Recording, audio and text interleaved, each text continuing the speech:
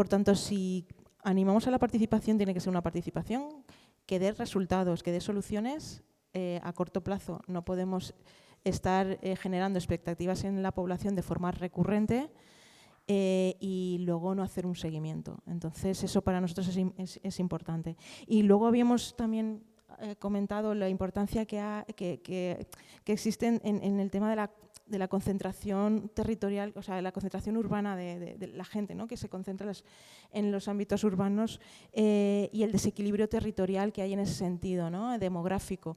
Por tanto, que ahí también debería haber esa coordinación entre administraciones para intentar reequilibrar demográficamente pues, el territorio, ¿no?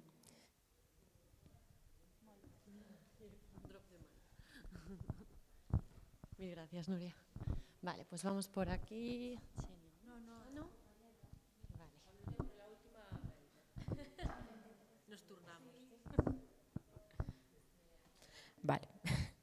Bueno, pues en la primera pregunta hablamos de crear un código de eficiencia energética o algo parecido, igual que hay como un código de accesibilidad en las viviendas, porque vemos que muchas veces las personas en pobreza o exclusión social viven de alquiler y que tampoco tienen capacidad de decisión sobre la vivienda en la que viven, si quieren hacer obras de rehabilitación para eficiencia energética, etcétera. Entonces, que hubiera un código de eficiencia energética que obligase a los propietarios de vivienda a cumplir determinados indicadores y así llevar a cabo pues, las reformas adecuadas.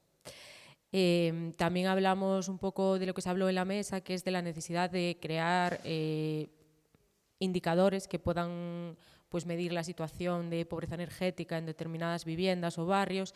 Y bueno, un poco con lo que hablaron los compañeros, también hablamos de utilizar ya los indicadores que existen, como son, por ejemplo, el Atlas de distribución de la renta, que ofrece información por secciones censales y que puede ayudar a nivel local y a nivel autonómico a ver dónde están las mayores necesidades y hacer que las ayudas lleguen directamente a los lugares donde más se necesita. También hablamos de crear oficinas de vivienda o oficinas energéticas para bueno, asesorar a la población sobre ayudas y posibles problemáticas que puedan tener en estos ámbitos, que bueno, en Galicia tenemos un ejemplo de una localidad que lo hicieron cuando fueron los fondos Next Generation y funcionó bastante bien y creemos que se debería implementar más a nivel local oficinas de este tipo. Que las ayudas lleguen antes y no después de tú hacer la instalación, por ejemplo, lo que comentaba el compañero de, bueno, pues instalas una caldera y tienes que adelantar todo el dinero y luego te lo pagan. Vale. Y bueno, que las ayudas también sean para, si es una comunidad de vecinos, pues que sea para una comunidad entera. Luego en la segunda, en barreras, bueno, la primera más grande que identificamos, que es así más estructural, es cómo funciona el propio sistema del mercado eléctrico, que las comunidades autónomas pues tampoco tienen nada que decir.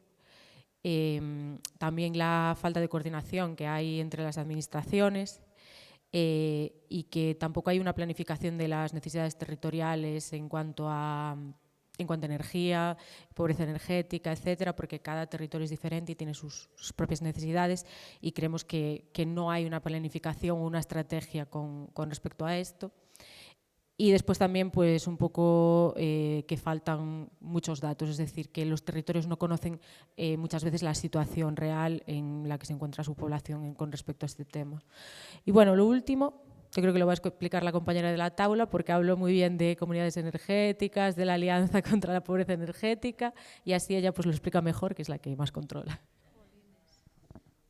Bueno, pues básicamente para responder a la última pregunta, hablábamos de que lo más importante, lo que puede depender de la movilización ciudadana como tal y la organización es la autogestión energética y eso pasa por facilitar y promover comunidades energéticas que se puedan pues, autogestionar, ¿no? Pequeños núcleos de autogestión energética.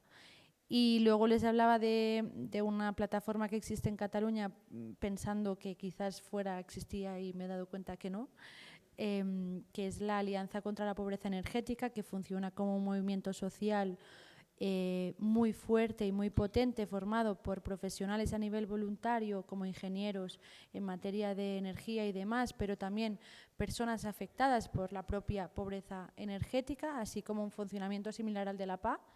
Que su impacto y movilización es tan fuerte que paralizan cortes de luz, forman parte de los espacios de gobernanza compartida con gobierno y con la taula también, en una mesa de pobreza energética que compartimos con Govern.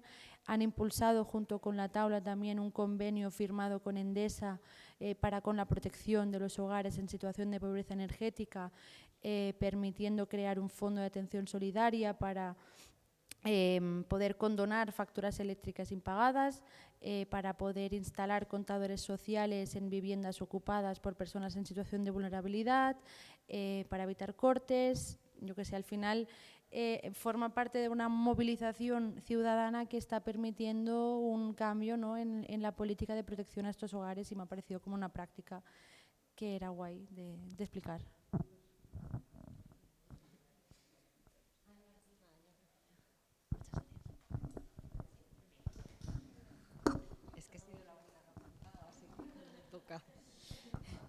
A ver, en la primera pregunta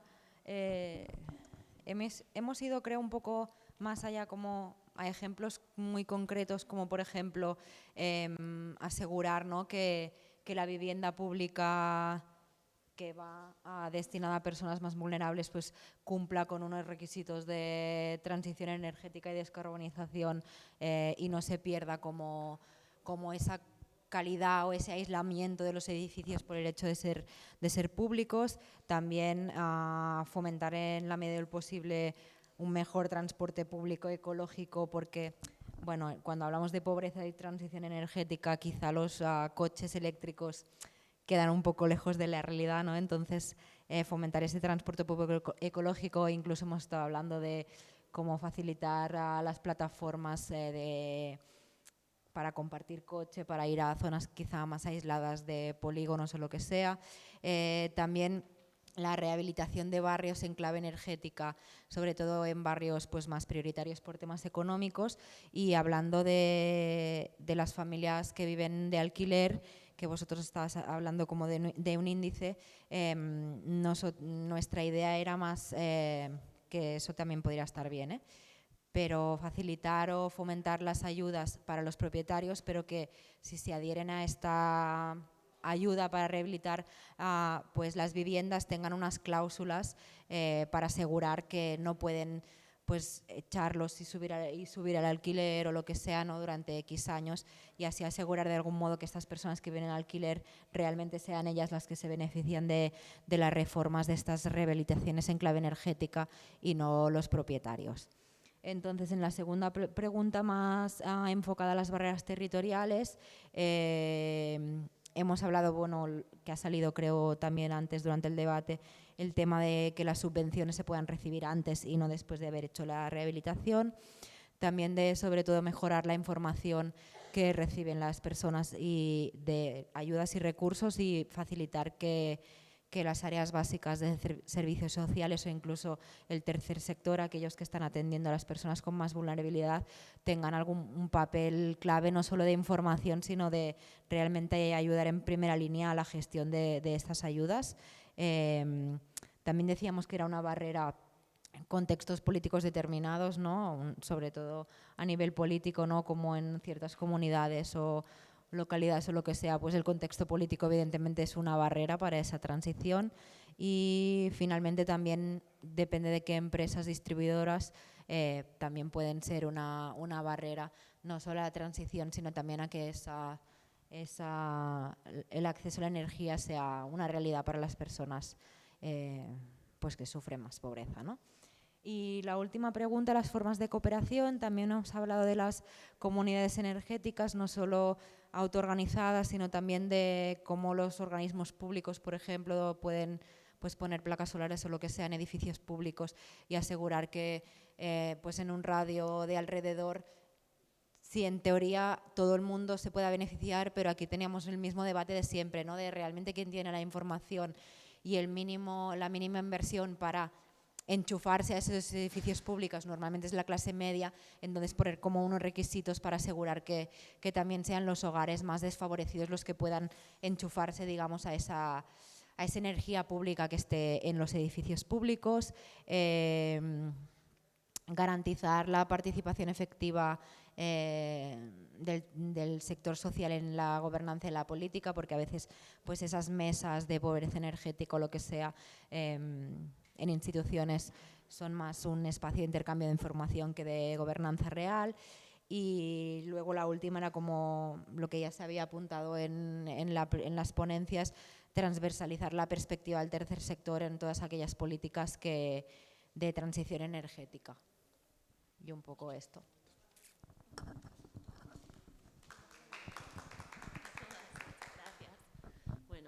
Pues nada, ya podemos cerrar. Muchísimas gracias. Gracias a todas, de verdad, y a todos, porque ha sido una jornada intensita, y sobre todo a los que venís de más lejos. Y nada, yo solo quería cerrar comentándoos que para nosotros, en cuanto a este proyecto, era muy interesante teneros, como dije antes, porque a pesar de que podamos ver, o sea, sobre todo este proyecto está muy relacionado con el proceso de descarbonización y con lo que se viene con la ampliación. O sea, de verdad, esta chapa es mínima, pero es que quiero de verdad decíroslo. ¿Qué? ¿Tienes 7 minutos? No, simplemente que realmente va a haber un impacto a los hogares vulnerables en un par de años. Bueno, sí, en un par de años, porque probablemente el precio de los combustibles fósiles se amplíe tanto en el sector del transporte como de la vivienda. Probablemente no, es seguro, por esta ampliación del mercado de emisiones. Vale, entonces esto va a llevar a que efectivamente además los hogares vulnerables son más los que se emplea pues el gas y demás, y donde las viviendas son menos eficientes, y por eso se ha creado el Fondo Social, y por eso se está desarrollando el Plan Social para el Clima, que el gobierno va tarde en esto. Y esto al final, pues lo que decía la subdirectora, que decía que había bastante dinero, hablamos de 9.000 millones de euros. Esos 9.000 millones de euros son los que tiene España para ejecutar supuestamente a partir del año que viene, pero vamos con retraso. Entonces, es importante que, aunque lo veamos como lejos, al final esto va a llegar a las... Ángel respira fuerte, no sé por qué. Esto va a llegar luego a las... Sí.